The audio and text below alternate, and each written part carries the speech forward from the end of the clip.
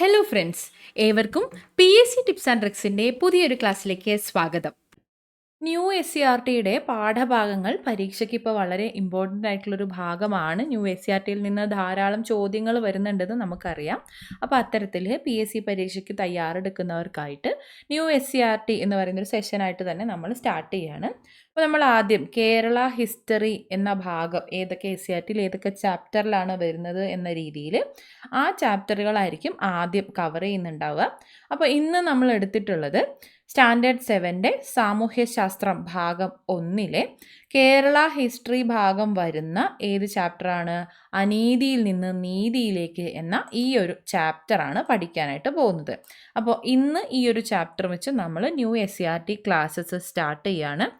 ഇതൊരു ഓർഡർ, ആ ഒരു സിലബസിൻ്റെ ഓർഡറിൽ തന്നെ കൊണ്ടുപോകാനായിട്ട് മാക്സിമം ശ്രമിക്കാം. അപ്പോൾ ക്ലാസ്സുകൾ കൃത്യമായിട്ട് ശ്രദ്ധിക്കാനും അതുപോലെ കൃത്യമായിട്ട് ന്യൂ SCERT നിങ്ങൾക്ക് പഠിച്ചു പോകാനും പറ്റട്ടെ എന്ന് ആശംസിക്കുന്നു. അപ്പോൾ ഒന്നാമത്തെ ക്ലാസ് നമ്മൾ സ്റ്റാർട്ട് ചെയ്യാണ്, അനീതിയിൽ നിന്ന് നീതിയിലേക്ക്. ചാപ്റ്റർ സ്റ്റാർട്ട് ചെയ്യുമ്പോൾ തന്നെ APJ അബ്ദുൽ കലാം സാറിൻ്റെ ഒരു ഫോട്ടോയോടൊപ്പം അദ്ദേഹത്തിൻ്റെ അഗ്നിച്ചിറകുകൾ എന്ന കൃതിയിൽ നിന്നുള്ള ഒരു ഭാഗമാണ് ഇവിടെ തന്നിട്ടുള്ളത്. ഈ ഒരു ഭാഗം നമ്മൾ ശ്രദ്ധിക്കേണ്ടത് എന്താണെന്ന് വെച്ചാൽ ഈ വരികളൊന്ന് പരിചിതമാക്കി വെക്കുക. എന്താ കാര്യം എന്ന് വെച്ചാൽ ഇത്തരത്തിലുള്ള ഈ ഭാഗങ്ങളിൽ നിന്ന് ചില വരികൾ തന്നിട്ട് PSC ചോദിക്കാറുണ്ട്, ഇത് ഏത് പുസ്തകത്തിൽ നിന്ന് ആരുടെ രചനയാണെന്നുള്ള രീതിയിൽ ചോദിക്കാറുണ്ട്, ആരുടെ വരികൾ എന്ന രീതിയിൽ ചോദിക്കാറുണ്ട്. അപ്പോൾ ഇതൊന്ന് ശ്രദ്ധിക്കുക. നമുക്കിത് നോക്കാം. ഞാൻ രാമേശ്വരം എലിമെൻ്ററി സ്കൂളിൽ 5ാം ക്ലാസ്സിൽ പഠിക്കുമ്പോൾ ഒരു ദിവസം പുതിയ ഒരു അധ്യാപകൻ ക്ലാസ്സിൽ വന്നു. ഒരു മുസ്ലിമാണെന്ന് തിരിച്ചറിയും വിധം തൊപ്പി ധരിച്ചിരുന്ന ഞാൻ മുൻനിരയിൽ പൂണൂലിട്ട രാമനാഥ ശാസ്ത്രിയുടെ തൊട്ടടുത്താണ് പതിവായി ഇരുന്നിരുന്നത്. ഹൈന്ദവ പുരോഹിതന്റെ പുത്രൻ മുസ്ലിം ബാലനോടൊപ്പം ഇരിക്കുന്നത് ഉൾക്കൊള്ളാൻ ആ അധ്യാപകന് കഴിഞ്ഞില്ല. താൻ മനസ്സിലാക്കിയിരുന്ന സാമൂഹിക ക്രമം അനുസരിച്ച് എന്നോട് എഴുന്നേറ്റുപോയി പിൻനിരയിലിരിക്കാൻ അദ്ദേഹം ആവശ്യപ്പെട്ടു. എനിക്ക് വലിയ ദുഃഖം തോന്നി. രാമനാഥ ശാസ്ത്രിയും സങ്കടപ്പെട്ടു. പിൻനിരയിലെ ഇരിപ്പിടത്തിലേക്ക് ഞാൻ മാറിയപ്പോൾ വിതുമ്പിക്കരയുന്ന അദ്ദേഹത്തിൻ്റെ മുഖം എൻ്റെ മനസ്സിൽ മായാത്ത മുദ്രയായി. സ്കൂൾ വിട്ട് വീട്ടിൽ ചെന്നപ്പോൾ ഞങ്ങൾ ഇരുവരും മാതാപിതാക്കളോട് ഈ സംഭവത്തെക്കുറിച്ച് പറയുകയുണ്ടായി. ലക്ഷ്മണ ശാസ്ത്രി ആ അധ്യാപകനെ വിളിപ്പിച്ചു. എന്നിട്ട് ഞങ്ങളുടെ സാന്നിധ്യത്തിൽ തന്നെ നിഷ്കളങ്കരായ കുട്ടികളുടെ മനസ്സിൽ സാമൂഹിക അസമത്വത്തിൻ്റെയും അഹിഷ്ണുതയുടെയും വിഷം പരത്തരുതെന്ന് പറയുകയുണ്ടായി. തൻ്റെ തെറ്റായ പ്രവൃത്തിയിൽ ആ അധ്യാപകൻ ഖേദിച്ചെന്നു മാത്രമല്ല, ലക്ഷ്മണശാസ്ത്രി നൽകിയ ശക്തമായ സന്ദേശത്തിൻ്റെ ചൈതന്യം വഴി ആത്യന്തികമായി പരിവർത്തനപ്പെടുകയും ഉണ്ടായി. അഗ്നിച്ചിറകുകൾ, ഡോക്ടർ APJ അബ്ദുൽ കലാം. ഈ വരികളൊന്ന് പരിചിതമാക്കി വെക്കുക. രണ്ടാമത് ചോദിച്ചു കഴിഞ്ഞാൽ ഈ ഭാഗം എന്ന് മാത്രമല്ല, മറ്റേതൊരു വ്യക്തിയുടെയും പുസ്തകമോ അല്ലെങ്കിൽ അനുഭവക്കുറിപ്പോ തന്നിട്ട് വരികൾ തന്നിട്ടുണ്ട് എന്നുണ്ടെങ്കിൽ അതൊന്ന് പരിചിതമാക്കി വെക്കുക എന്നുള്ളതാണ് നമ്മളിവിടെ ചെയ്യേണ്ടത് കേട്ടോ. ഓക്കെ. ഇന്ത്യൻ രാഷ്ട്രപതിയായിരുന്ന ഡോക്ടർ APJ അബ്ദുൽ കലാമിൻ്റെ കുട്ടിക്കാലത്തെ ഒരു അനുഭവമാണ് ഇവിടെ തന്നിട്ടുള്ളത്. സമൂഹത്തിലെ ചില വിഭാഗങ്ങൾക്ക് അർഹിക്കുന്ന പരിഗണന നൽകാതെ മാറ്റി നിർത്തുന്ന സാഹചര്യം നിലനിന്നിരുന്നു എന്നാണ് APJ അബ്ദുൽ കലാമിൻ്റെ ഈ അനുഭവം സൂചിപ്പിക്കുന്നത്. സമൂഹത്തിൻ്റെ മുഖ്യധാരയിൽ നിന്ന് വ്യക്തികളെ ഒഴിവാക്കൽ, അവസരങ്ങൾ നിഷേധിക്കൽ, സാമൂഹികമായി വിവേചിക്കൽ തുടങ്ങിയ പ്രവണതകളെയാണ് അനീതി എന്ന് വിശേഷിപ്പിക്കുന്നത്. അപ്പോൾ ഇതൊരു നിർവചനം പോലെ പഠിച്ചു വെക്കേണ്ടതാണ് അല്ലെങ്കിൽ മനസ്സിലാക്കി വെക്കേണ്ടതാണ്. സമൂഹത്തിൻ്റെ മുഖ്യധാരയിൽ നിന്ന് വ്യക്തികളെ ഒഴിവാക്കൽ, അവസരങ്ങൾ നിഷേധിക്കൽ, സാമൂഹികമായി വിവേചിക്കൽ തുടങ്ങിയ പ്രവണതകളെയാണ് അനീതി എന്ന് വിശേഷിപ്പിക്കുന്നത്. മുൻവിധിയോടെ ചില സാമൂഹിക വിഭാഗങ്ങളെ അവരുടെ ജാതിയുടെയോ മതത്തിൻ്റെയോ വർഗത്തിൻ്റെയോ പേരിൽ ഒഴിവാക്കിയിരുന്നു.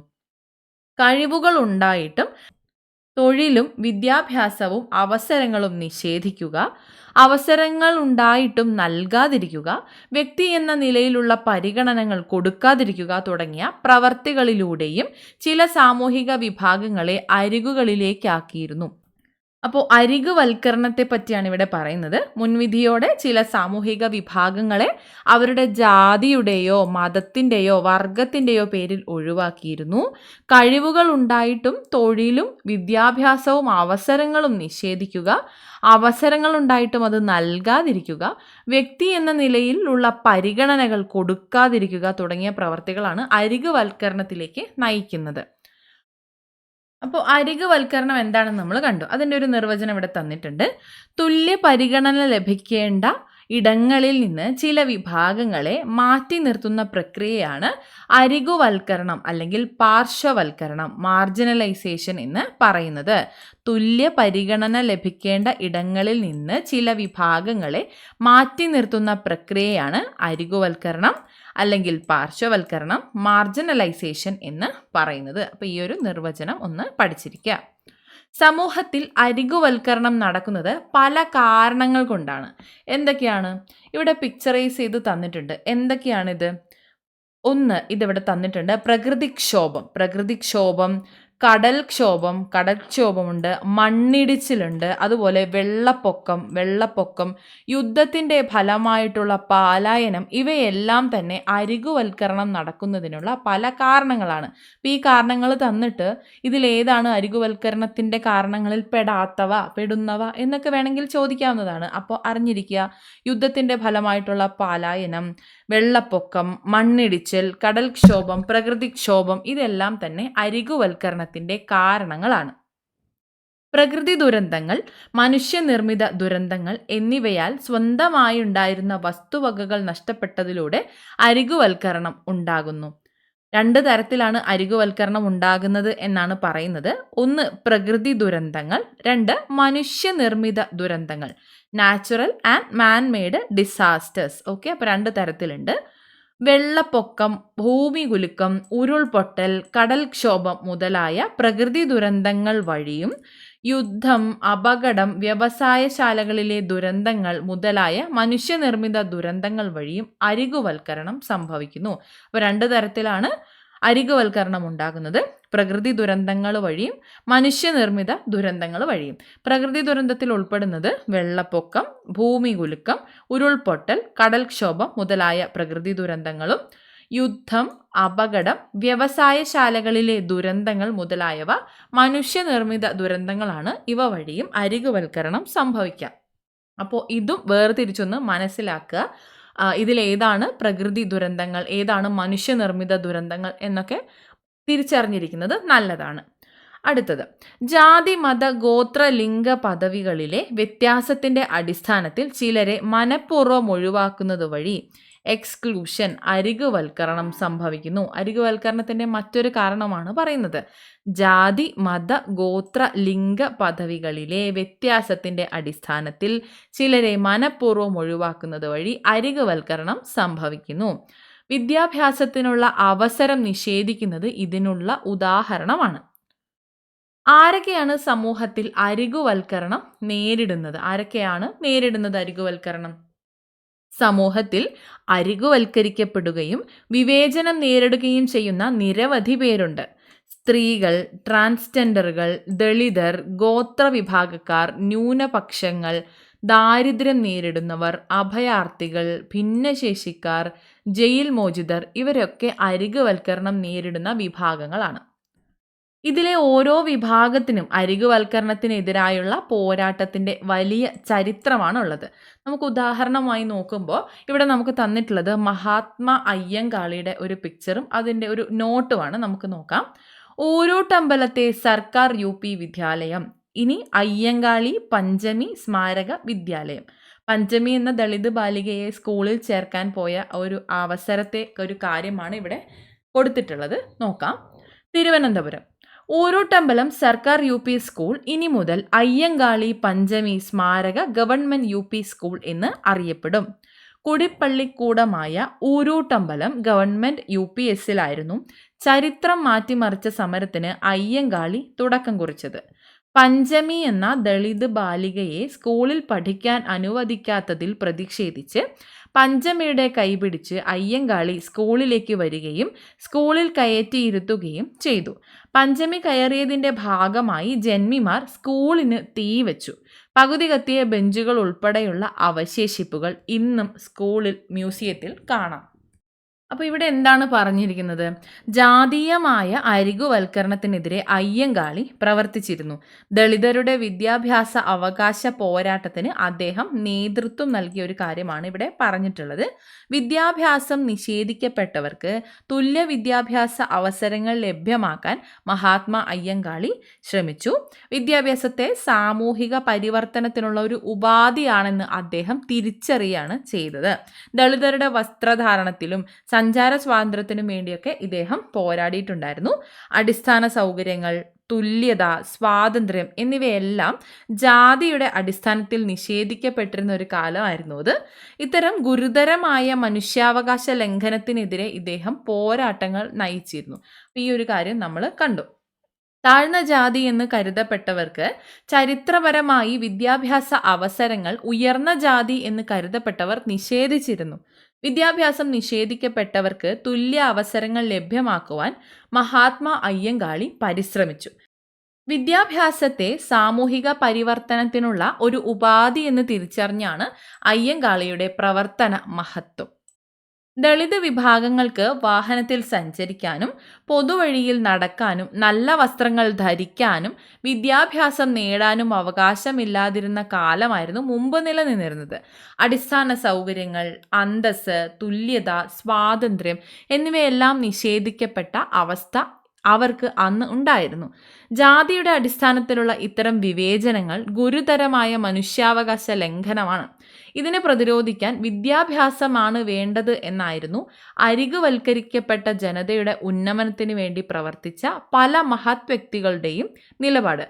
ഉദാഹരണത്തിന്, വിദ്യ കൊണ്ട് പ്രബുദ്ധരാവുക എന്ന സന്ദേശം നൽകിയത് ശ്രീനാരായണ ഗുരുവും മറ്റ് നവോത്ഥാന നേതാക്കളും ആധുനിക വിദ്യാഭ്യാസത്തിന് പ്രചാരം നൽകി അരികുവൽക്കരണത്തെ എതിർത്തവരാണ്.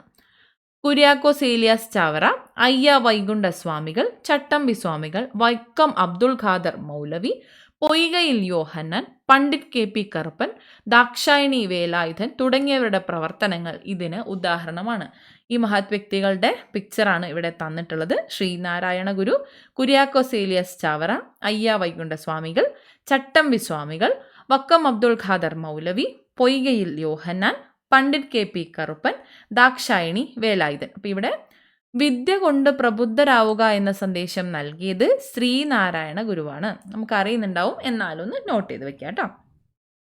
ജ്യോതിറാവു ഫൂലെ, അടുത്ത വ്യക്തിത്വങ്ങളെയാണ് നമ്മൾ പഠിക്കാൻ പോകുന്നത്. ജ്യോതിറാവു ഫൂലെ 1827 1890 കാലഘട്ടം വരുന്നത്. ജാതി മത ചൂഷണത്തിന് വിധേയമായ സമൂഹത്തെ വിശേഷിപ്പിക്കുന്ന പദമാണ് ദളിത് എന്നത്.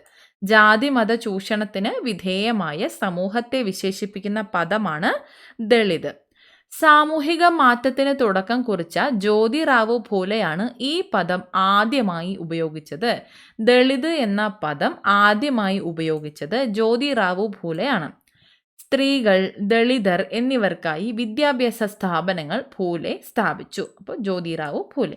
ഇനി സാവിത്രിഭായ് ഫൂലെ 1831 1897 കാലഘട്ടം. പെൺകുട്ടികൾക്കായി ഇന്ത്യയിൽ ആദ്യമായി സ്ഥാപിച്ച പൂനെയിലെ വിദ്യാലയത്തിലെ പ്രധാന അധ്യാപികയായിരുന്നു സാവിത്രിഭായ് ഫൂലെ. കൃഷിക്കാർക്കും തൊഴിലാളികൾക്കുമായി നിശാ പാഠശാല സ്ഥാപിച്ചു. വിദ്യാഭ്യാസ മേഖലയിലെ ഇവരുടെ സമഗ്ര സംഭാവനകൾ പരിഗണിച്ച് പൂനെ യൂണിവേഴ്സിറ്റിയെ സാവിത്രിഭായ് ഫൂലെ പൂനെ യൂണിവേഴ്സിറ്റി എന്ന് പുനർനാമകരണം ചെയ്തു. പെൺകുട്ടികൾക്കായി ഇന്ത്യയിൽ ആദ്യമായി സ്ഥാപിച്ച പൂനെയിലെ വിദ്യാലയത്തിലെ പ്രധാന അധ്യാപികയായിരുന്നു സാവിത്രിഭായ് ഫൂലെ. കൃഷിക്കാർക്കും തൊഴിലാളികൾക്കുമായി നിശാ പാഠശാല സ്ഥാപിച്ചത് സാവിത്രിഭായ് ഫൂലെയാണ്.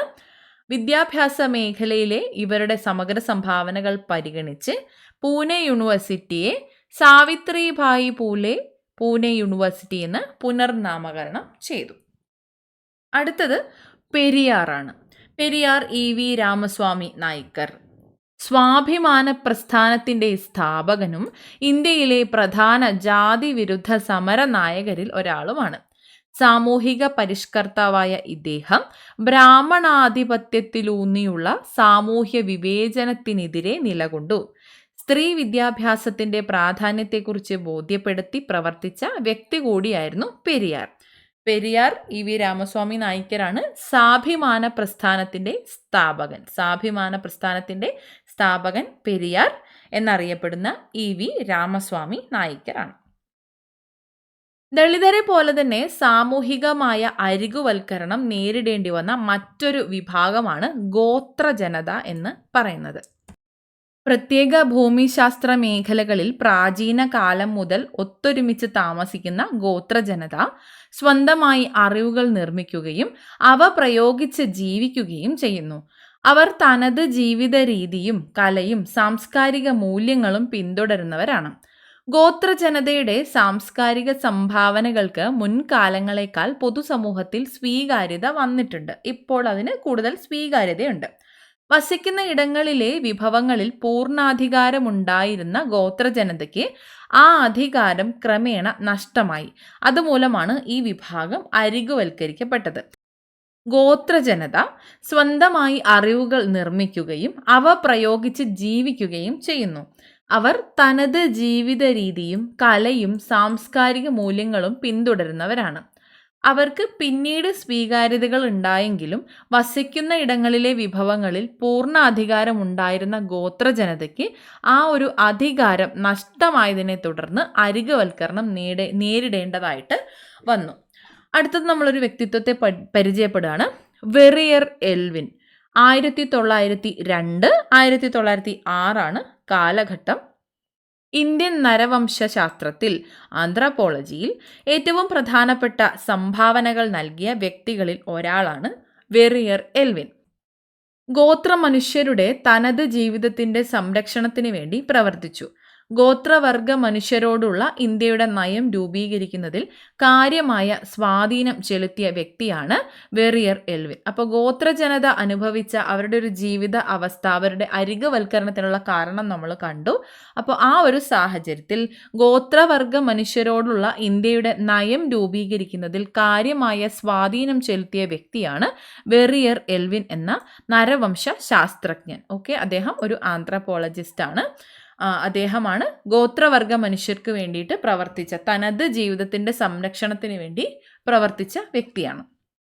സമൂഹത്തിലെ മുഖ്യ വിഭാഗക്കാർ ഉൽപ്പാദിപ്പിക്കുന്ന അറിവ്, കല, സംസ്കാരം എന്നിവ മാത്രമാണ് മൂല്യമേറിയത് എന്ന ധാരണ പല കാലങ്ങളായി നിലനിന്നിരുന്നു.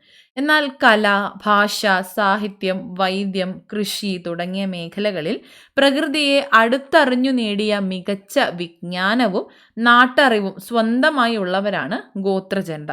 അവരൊരല്പം കൂടി പ്രകൃതിയോട് അടുത്ത് അറിഞ്ഞു നേടിയ വിവരവും വിജ്ഞാനവും ഉള്ളവരാണ്. അപ്പോൾ അവരുടെ തനതായ സംഗീത പാരമ്പര്യമുള്ള നിരവധി ഗോത്ര വിഭാഗക്കാരുണ്ട് എന്നുമാണ് പറയുന്നത്. സമൂഹത്തിലെ കല, ഭാഷ, സാഹിത്യം, വൈദ്യം, കൃഷി തുടങ്ങിയ മേഖലകളിൽ പ്രകൃതിയെ അടുത്തറിഞ്ഞു നേടിയ മികച്ച വിജ്ഞാനവും നാട്ടറിവും സ്വന്തമായി ഗോത്രജനതയ്ക്കുണ്ട്.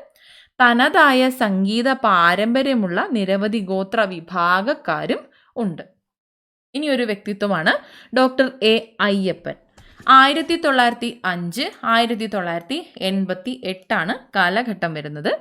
തൃശൂർ ജില്ലയിലെ പവറട്ടിയിൽ 1905 ഫെബ്രുവരി 5 അയ്യപ്പന്റെ ജനനം.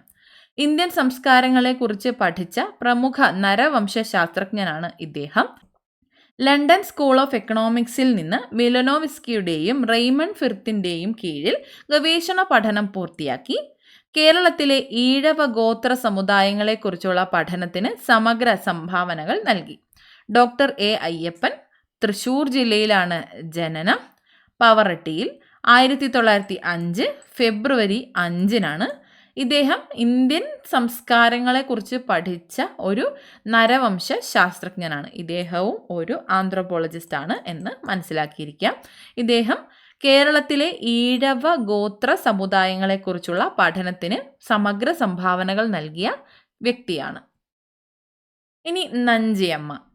പാലക്കാട് ജില്ലയിലെ അട്ടപ്പാടിയിലെ ഇരുള വിഭാഗത്തിൽ നിന്നുള്ള നഞ്ചിയമ്മയായിരുന്നു 2020 രാജ്യത്തെ മികച്ച ഗായികയ്ക്കുള്ള ദേശീയ ചലച്ചിത്ര പുരസ്കാരം നേടിയത്. ഗോത്ര വിഭാഗത്തിൽ നിന്ന് ഈ പുരസ്കാരം നേടുന്ന ആദ്യത്തെയാളാണ് നഞ്ചിയമ്മ. ഗോത്ര വിഭാഗത്തിൽ നിന്ന് രാജ്യത്തെ തന്നെ മികച്ച ഗായികയ്ക്കുള്ള ദേശീയ ചലച്ചിത്ര പുരസ്കാരം നേടുന്ന ആദ്യത്തെയാളാണ് നഞ്ചിയമ്മ. ഇവിടെ പിക്ചറിൽ തന്നിട്ടുണ്ട് ഇന്ത്യൻ രാഷ്ട്രപതി ദ്രൗപദി മുർമുവിൽ നിന്ന് ദേശീയ ചലച്ചിത്ര പുരസ്കാരം നഞ്ചിയമ്മ ഏറ്റുവാങ്ങുന്നു. അപ്പോൾ അഭിമാനപുരസ്സരമായിട്ടുള്ളൊരു മൊമെൻ്റ് ആയിരുന്നു അല്ലേ അത്.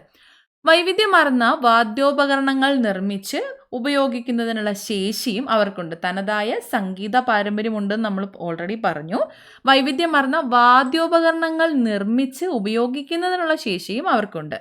ഗോത്ര ജീവിതവുമായി ബന്ധപ്പെട്ട ചില ചിത്രങ്ങളാണ് ഇവിടെ തന്നിട്ടുള്ളത്. ഇവിടെ ചിത്രങ്ങളോടൊപ്പം തന്നെ നമ്മൾ ഈ പേരുകളും ഒന്ന് മനസ്സിൽ കൊണ്ടുവരേണ്ടതുണ്ട്.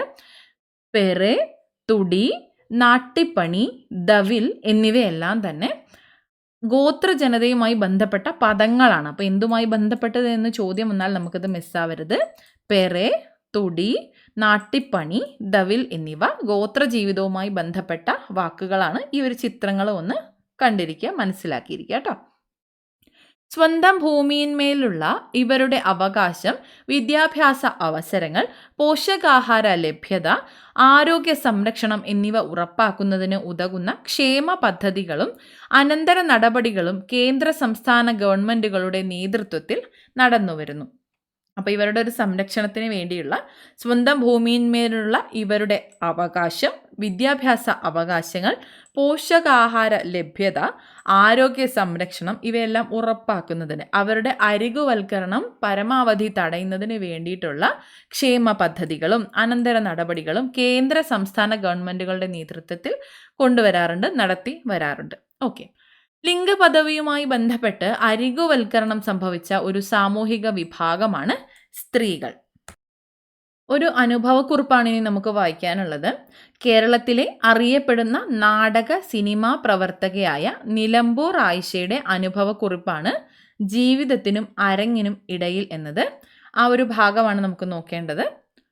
അക്കാലത്ത് നാടകത്തിൽ അഭിനയിക്കാൻ സ്ത്രീകളെ കിട്ടുമായിരുന്നില്ല.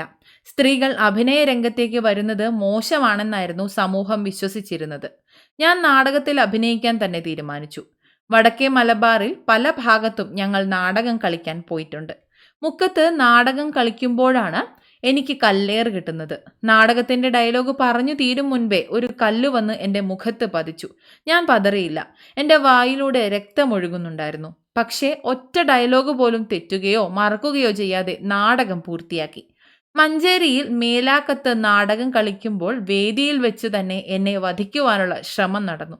ഒരുപക്ഷെ ഒരു അഭിനേതാവിനും ഇത്തരം അനുഭവം ഉണ്ടാകാനിടയില്ല. നാടകം ഏതാണ്ട് പകുതി എത്തിയപ്പോൾ എൻ്റെ തല ലക്ഷ്യമാക്കി ഒരു വെടിയുണ്ട ചീറി പാഞ്ഞു വന്നു. ഭാഗ്യമെന്ന് പറയട്ടെ, ഞാൻ ഡയലോഗ് പറഞ്ഞ് തല തിരിച്ചതിനാൽ അത് എൻ്റെ തലയിൽ കയറിയില്ല. ഇത്തരത്തിൽ ഒരുപാട് സംഭവങ്ങൾ എനിക്ക് നേരിടേണ്ടി വന്നിട്ടുണ്ട്. ഇത്തരം പ്രതിസന്ധികളൊന്നും ഞങ്ങളെ തളർത്തിയില്ല. അങ്ങനെയൊന്നും ആയിഷയെ തോൽപ്പിക്കാൻ കഴിയില്ല. നിലമ്പൂർ ആയിഷ, ജീവിതത്തിനും അരങ്ങിനും ഇടയിൽ. അനുഭവക്കുറിപ്പാണിത്. ഈ ഒരു പുസ്തകത്തിൻ്റെ പേര് ജീവിതത്തിനും അരങ്ങിനും ഇടയിൽ, നിലമ്പൂർ ആയിഷയുടേതാണ്. ഓക്കെ. സ്ത്രീകൾ കലാപ്രവർത്തനത്തിൽ ഏർപ്പെടുന്നത് വിലക്കപ്പെട്ട ഒരു കാലം നമ്മുടെ സമൂഹത്തിൽ ഉണ്ടായിരുന്നു. കലയിൽ മാത്രമല്ല, സമൂഹത്തിൻ്റെ പല മേഖലകളിലും സ്ത്രീ ആയതുകൊണ്ട് മാത്രം അരികുവൽക്കരിക്കപ്പെടുകയും തുല്യ അവസരം നിഷേധിക്കപ്പെടുകയും ചെയ്ത ധാരാളം അനുഭവങ്ങൾ ചരിത്രത്തിൽ കാണാൻ കഴിയും. കലാമേഖല, വിദ്യാഭ്യാസ മേഖല, തൊഴിൽ മേഖല, ഗാർഹിക ഇടങ്ങൾ എന്നിവിടങ്ങളിൽ അവർ താഴ്ന്ന പദവി മാത്രമേ അർഹിക്കുന്നുള്ളൂ എന്ന തെറ്റായ ധാരണ സമൂഹത്തിൽ നിലനിന്നിരുന്നു. ഒരു സ്ത്രീത്വത്തെ പരിചയപ്പെടാം. പണ്ഡിത രമാഭായി. 1858 1922 കാലഘട്ടം. 19-ാം നൂറ്റാണ്ടിൽ സ്ത്രീകളുടെ അവകാശത്തിനും ശാക്തീകരണത്തിനുമായി പ്രവർത്തിച്ച ഇന്ത്യയിലെ സാമൂഹിക പരിഷ്കർത്താക്കളിൽ പ്രധാനപ്പെട്ട വ്യക്തിയാണ് പണ്ഡിത രമാഭായി. വിധവകളുടെ വിദ്യാഭ്യാസവും ക്ഷേമവും പ്രധാന പ്രവർത്തന മേഖലയായിരുന്നു. ഇന്ത്യയിലെ സ്ത്രീകളുടെ അവസ്ഥയെക്കുറിച്ച് പഠിക്കുകയും പ്രശ്നങ്ങൾ പരിഹരിക്കാൻ വേണ്ട പ്രവർത്തനങ്ങൾക്ക് നേതൃത്വം നൽകുകയും ചെയ്തു. വിധവകളുടെ വിദ്യാഭ്യാസവും ക്ഷേമവുമാണ് ഇദ്ദേഹം പണ്ഡിത രമാഭായി പ്രധാന പ്രവർത്തന മേഖലയായി തിരഞ്ഞെടുത്തത്. ഇന്ത്യയിലെ സ്ത്രീകളുടെ അവസ്ഥയെക്കുറിച്ച് പഠിക്കുകയും പ്രശ്നങ്ങൾ പരിഹരിക്കാൻ വേണ്ട പ്രവർത്തനങ്ങൾക്ക് നേതൃത്വം നൽകുകയും ചെയ്തു. നമ്മൾ നേരത്തെ കണ്ടു സ്ത്രീകൾ നേരിടുന്ന പലതരത്തിലുള്ള അരികുവൽക്കരണത്തിൻ്റെ കാരണങ്ങൾ. അപ്പോൾ അന്ന് നിലനിന്നിരുന്ന കാരണങ്ങൾക്ക് എതിരെയായി പ്രവർത്തിക്കാൻ, ആ ഒരു പ്രശ്നങ്ങൾ പഠിക്കാനും പരിഹരിക്കാനും വേണ്ട പ്രവർത്തനങ്ങൾക്ക് നേതൃത്വം നൽകാൻ മുൻനിരയിൽ നിന്ന ഒരു വ്യക്തിത്വമാണ് പണ്ഡിത രമാഭായ്. ഇനി നമുക്ക് മറ്റു രണ്ടുപേരെയും കൂടെ പഠിക്കാം. ഡോക്ടർ പുന്നൻ ലൂക്കോസ്, ഇ.കെ. ജാനകി അമ്മാൾ. ആദ്യം ഡോക്ടർ പുന്നൻ ലൂക്കോസ്. 1886 1976 കാലഘട്ടത്തിലാണ് ഡോക്ടർ പുന്നൻ ലൂക്കോസ്. ഇന്ത്യൻ സർവകലാശാലകൾ സ്ത്രീകൾക്ക് MBBS പ്രവേശനം നൽകാത്തതിനാൽ ലണ്ടൻ യൂണിവേഴ്സിറ്റിയിൽ നിന്ന് അവർ ആ ബിരുദം കരസ്ഥമാക്കി.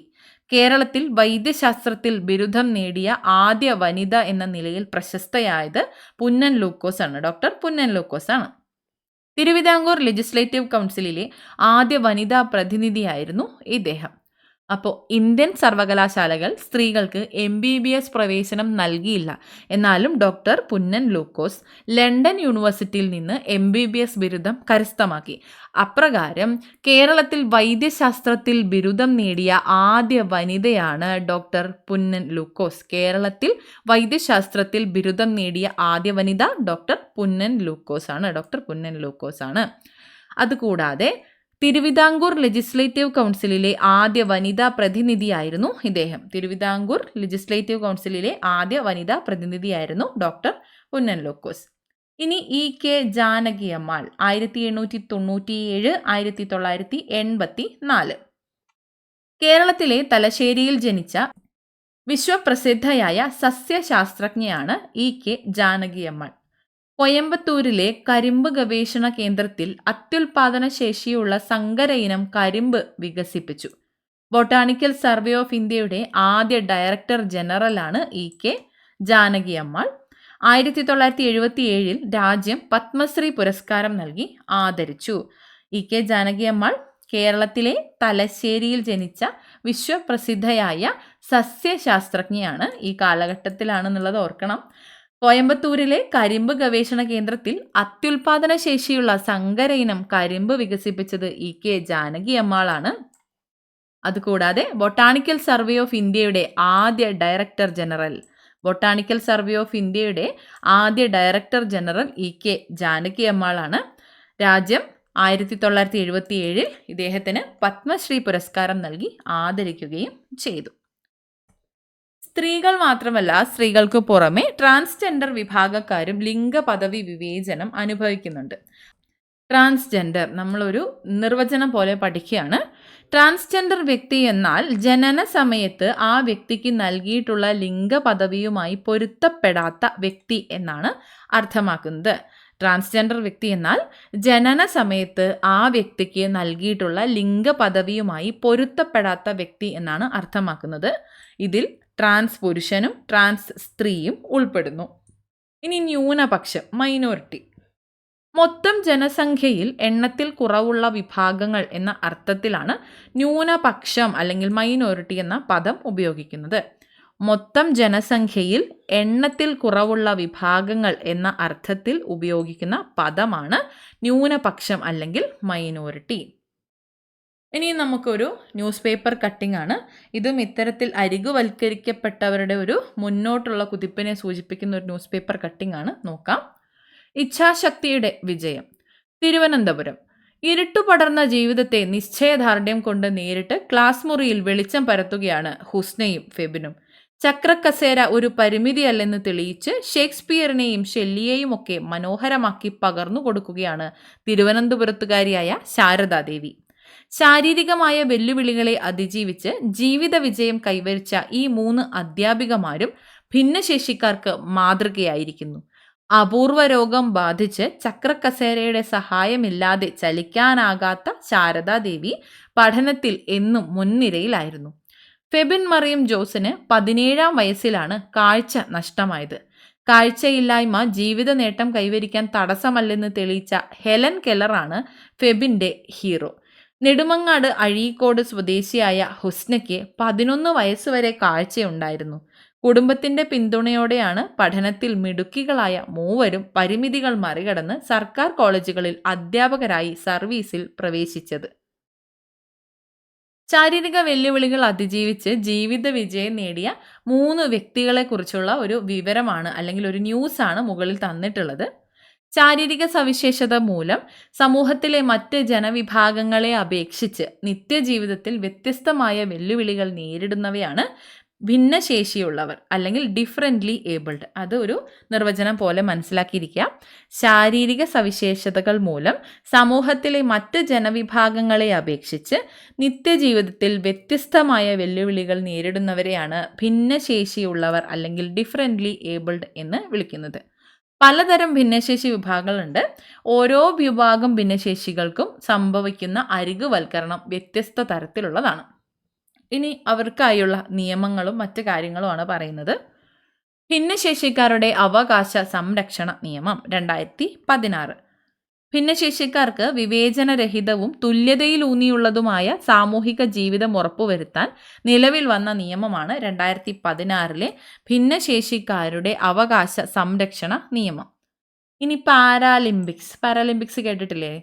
ഭിന്നശേഷിയുള്ള അത്ലറ്റുകൾ മത്സരിക്കുന്ന അന്താരാഷ്ട്ര കായിക മത്സരമായ പാരാലിമ്പിക്സ് ആരംഭിച്ചത് 1948 നമ്മൾ കേട്ടിട്ടുണ്ടാവും പാരാലിമ്പിക്സിൻ്റെ ഓരോ വിജയികൾ ആരാ എന്നുള്ള രീതിയിലൊക്കെ നമ്മൾ കേട്ടിട്ടുണ്ടാവും. പാരാലിമ്പിക്സ് ഭിന്നശേഷിയുള്ള അത്ലറ്റുകൾക്ക് മത്സരിക്കുന്നതിനായിട്ടുള്ള അന്താരാഷ്ട്ര കായിക മത്സരമാണ്. ഇത് ആരംഭിച്ച വർഷം 1948. മറ്റൊരു വ്യക്തിത്വം, ഇന്ത്യയുടെ തന്നെ പ്രധാനപ്പെട്ട വ്യക്തിത്വമാണ് ഡോക്ടർ BR അംബേദ്കർ. വിവേചനം തടയാൻ ഭരണഘടന. Doctor BR Ambedkar 1891 1956. ഇന്ത്യൻ ഭരണഘടനാ ശില്പിയാണ് ഇദ്ദേഹം. ദളിതരുടെ സാമൂഹ്യ രാഷ്ട്രീയ ഉന്നമനത്തിന് വേണ്ടി ശക്തമായി പ്രവർത്തിച്ചു. ഇന്ത്യയിലെ അരികുവൽകൃത വിഭാഗങ്ങളുടെ പ്രശ്നങ്ങൾ തൻ്റെ രചനകളിലൂടെ അവതരിപ്പിക്കുകയും അവർക്ക് നിയമപരമായ സംരക്ഷണം സാധ്യമാകുന്നതിനു വേണ്ടി നിലകൊള്ളുകയും ചെയ്ത വ്യക്തിയാണ് ഡോക്ടർ BR അംബേദ്കർ. ഇന്ത്യൻ ഭരണഘടനാ ശില്പിയാണ്. ദളിതരുടെ സാമൂഹ്യ രാഷ്ട്രീയ ഉന്നമനത്തിന് വേണ്ടി ശക്തമായി പ്രവർത്തിച്ച വ്യക്തിയാണ്. ഇന്ത്യയിലെ അരികുവൽകൃത വിഭാഗങ്ങളുടെ പ്രശ്നങ്ങൾ തൻ്റെ രചനകളിലൂടെ അവതരിപ്പിക്കുകയും അവർക്ക് നിയമപരമായ സംരക്ഷണം സാധ്യമാകുന്നതിന് വേണ്ടി നിലകൊള്ളുകയും ചെയ്തു ഡോക്ടർ BR അംബേദ്കർ. ഇനി 2 അനുച്ഛേദങ്ങൾ പഠിക്കാം. ഭരണഘടനയുമായി ബന്ധപ്പെട്ട് വളരെ പ്രധാനപ്പെട്ടതാണ്. ഇന്ത്യൻ ഭരണഘടന എല്ലാ പൗരർക്കും തുല്യത ഉറപ്പുവരുത്തുന്നു എന്ന് അനുച്ഛേദം 14 പറയുന്നുണ്ട്. Equality before law. ആർട്ടിക്കിൾ 14 പറയുന്നു ഇന്ത്യൻ ഭരണഘടന എല്ലാ പൗരർക്കും തുല്യത ഉറപ്പുവരുത്തുന്നു. ആർട്ടിക്കിൾ 15 പറയുന്നു മതം, വംശം, ജാതി, ലിംഗഭേദം, ജനിച്ച സ്ഥലം എന്നിവയുടെ പേരിൽ യാതൊരു വിവേചനവും പാടില്ല എന്ന്. മതം, വംശം, ജാതി, ലിംഗഭേദം, ജനിച്ച സ്ഥലം എന്നിവയുടെ പേരിൽ യാതൊരു വിവേചനവും പാടില്ല എന്ന് ഭരണഘടന അനുശാസിക്കുന്ന ആർട്ടിക്കിളാണ് അല്ലെങ്കിൽ അനുച്ഛേദമാണ് ആർട്ടിക്കിൾ 15, അനുച്ഛേദം 15. എന്തുകൊണ്ടാവാം നമ്മുടെ ഭരണഘടന വിവേചനങ്ങളെ പൂർണ്ണമായും നിരോധിച്ചത്? എന്തുകൊണ്ടായിരിക്കും? 1. വിവേചനങ്ങൾ സാമൂഹിക പുരോഗതിയെ തടസ്സപ്പെടുത്തുന്നു എന്നതാണ്. വിവേചനങ്ങൾ സാമൂഹിക പുരോഗതിയെ തടസ്സപ്പെടുത്തുന്നു. ഒരു നിശ്ചിത വിഭാഗം ജനങ്ങളെ പാർശ്വവൽക്കരിക്കുകയാണെങ്കിൽ, അരികുവൽക്കരിക്കുകയാണെങ്കിൽ ഒരു സാമൂഹിക പുരോഗതിയൊന്നും അവിടെ സാധ്യമാകുന്നില്ല. അപ്പോൾ വിവേചനങ്ങൾ സാമൂഹിക പുരോഗതിയെ തടസ്സപ്പെടുത്തുന്നു. സാമ്പത്തിക അസമത്വം സൃഷ്ടിക്കുകയും അതുപോലെ സുരക്ഷിതമായ ഭൗതിക സാഹചര്യങ്ങൾ നിഷേധിക്കപ്പെടുകയും ചെയ്യുന്നുണ്ട്. സുരക്ഷിതമായ ഭൗതിക സാഹചര്യങ്ങൾ നിഷേധിക്കപ്പെടുന്നു. അതുമാത്രമാണോ? അവസരങ്ങളുടെ നിഷേധം സംഭവിക്കുന്നുണ്ട്. തുല്യ പരിഗണന നിഷേധിക്കപ്പെടുന്നുണ്ട്. ലിംഗവിവേചനം സൃഷ്ടിക്കപ്പെടുന്നുണ്ട്. അപ്പോൾ ഇത്തരത്തിൽ നിരവധി കാരണങ്ങളുണ്ട്. അതിനാലാണ് ഭരണഘടനയിലൂടെ തന്നെ തിരിച്ചു പിടിക്കാനായിട്ടുള്ള കാര്യങ്ങൾ കൊണ്ടുവന്നിട്ടുള്ളത്. ഓക്കെ, അപ്പോൾ ഇനി ജാതി വിവേചനത്തിനെതിരെ ഇന്ത്യയിൽ നിലനിൽക്കുന്ന നിയമങ്ങളും അനുച്ഛേദങ്ങളും ഏതൊക്കെയാണ്? അപ്പോൾ ഒന്നാമത് നമുക്കിവിടെ നമ്മൾ കണ്ടതാണ് ആർട്ടിക്കിൾ 14, 15 എന്നിവ.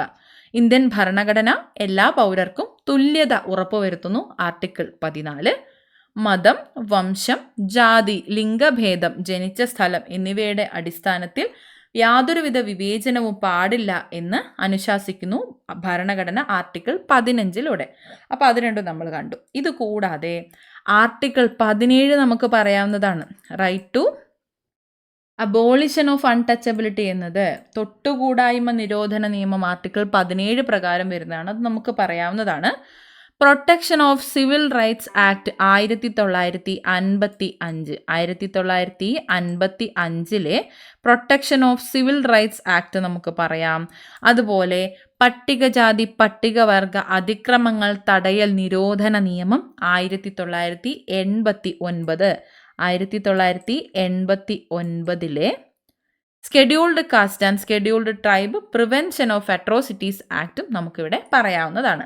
ജാതി വിവേചനത്തിനെതിരെ ഇന്ത്യയിൽ നിലനിൽക്കുന്ന നിയമങ്ങളും അനുച്ഛേദങ്ങളും ഒന്ന് നമുക്ക് പറയാം പട്ടികജാതി പട്ടികവർഗ അതിക്രമങ്ങൾ തടയൽ നിരോധന നിയമം 1989, protection of civil rights act 1955, article 14, 15, 17 ഇവയെല്ലാം നമുക്ക് പറയാവുന്നതാണ്.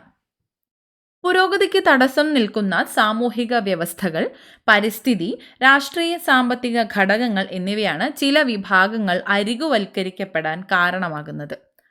പുരോഗതിക്ക് തടസ്സം നിൽക്കുന്ന സാമൂഹിക വ്യവസ്ഥകൾ, പരിസ്ഥിതി, രാഷ്ട്രീയ സാമ്പത്തിക ഘടകങ്ങൾ എന്നിവയാണ് ചില വിഭാഗങ്ങൾ അരികുവൽക്കരിക്കപ്പെടാൻ കാരണമാകുന്നത്. സമൂഹത്തിന്റെ വളർച്ചയ്ക്കും തുല്യനീതിയുള്ള ജനാധിപത്യ സമൂഹത്തിന്റെ നിലനിൽപ്പിനും എല്ലാവരെയും പരിഗണിക്കുന്ന സാമൂഹിക അവസ്ഥ അത്യാവശ്യമാണ്. നമുക്ക് ഇത്രയും പഠിച്ചതിൽ നിന്നത് മനസ്സിലായ കാര്യമാണ്. സമൂഹത്തിന്റെ വളർച്ചയ്ക്കും തുല്യനീതിയുള്ള ജനാധിപത്യ സമൂഹത്തിന്റെ നിലനിൽപ്പിനും എല്ലാവരെയും പരിഗണിക്കുന്ന സാമൂഹിക അവസ്ഥ അത്യാവശ്യമാണ്. എല്ലാവരെയും പരിഗണിക്കുന്ന സമൂഹത്തിന്റെ നിലനിൽപ്പിന് ആവശ്യമായ സാമൂഹ്യ ഘടകങ്ങളാണ് തുല്യതയ്ക്ക് വേണ്ടിയുള്ള കൂടുതൽ നയങ്ങൾ, വിവേചനം തടയാനുള്ള കൂടുതൽ നിയമങ്ങൾ, എല്ലാവർക്കും മികച്ച വിദ്യാഭ്യാസം നൽകൽ, തൊഴിൽ മേഖലകളിൽ തുല്യത ഉറപ്പുവരുത്താനുള്ള നടപടികൾ എന്നിവ. ജനാധിപത്യ ക്രമത്തിൽ എല്ലാവരുടെയും പങ്കാളിത്തം ഉറപ്പുവരുത്തിയാൽ മാത്രമേ അരികുവൽക്കരണം ചെറുക്കപ്പെടുകയും തുല്യനീതി പ്രാപ്യമാവുകയും ചെയ്യുകയുള്ളൂ. ബോധവൽക്കരണ പ്രവർത്തനങ്ങൾ സൃഷ്ടിക്കപ്പെടുക, സുരക്ഷിതമായിട്ടുള്ള ഭൗതിക സാഹചര്യങ്ങൾ സൃഷ്ടിക്കുക, പുരോഗതിക്ക് തടസ്സം നിൽക്കുന്ന സാമൂഹിക വ്യവസ്ഥകൾ, രാഷ്ട്രീയ സാമ്പത്തിക സാമൂഹിക ഘടകങ്ങൾ എന്നിവയൊക്കെ വിഭാഗങ്ങൾക്ക് അരികുവൽക്കരണത്തിന് വിധേയമാകുന്നുണ്ട് എന്ന് നമ്മളിവിടെ കണ്ടതാണ്.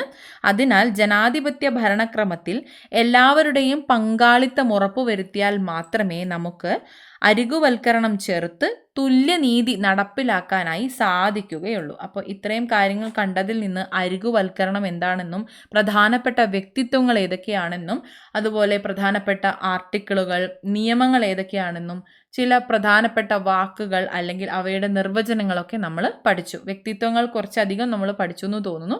വളരെ ലളിതമായ രീതിയിലാണ്, ചെറിയ ക്ലാസ് അല്ലേ, ചെറിയ ക്ലാസ്സിൻ്റേതായിട്ടുള്ള ലളിതമായ രീതിയിലുള്ള ഒരു പാഠഭാഗമാണ് ഇന്ന് നമുക്ക് പഠിക്കാനായിട്ടുണ്ടായിരുന്നത്. വളരെ കുറച്ചേ ഉള്ളൂ, എന്നാലും നമ്മൾ ശ്രദ്ധിച്ച് പഠിക്കേണ്ടതായിട്ടുണ്ട്. എല്ലാവരും കൃത്യമായിട്ട് ഇത് മനസ്സിലാക്കി എന്ന് വിശ്വസിക്കുന്നു. ഈ ഒരു പാഠഭാഗം നിങ്ങൾക്ക് നന്നായിട്ട് പഠിക്കാൻ പറ്റിയെന്ന് വിശ്വസിക്കുന്നു. എല്ലാവരും നന്നായിട്ട് പഠിക്കുക. Thank you so much.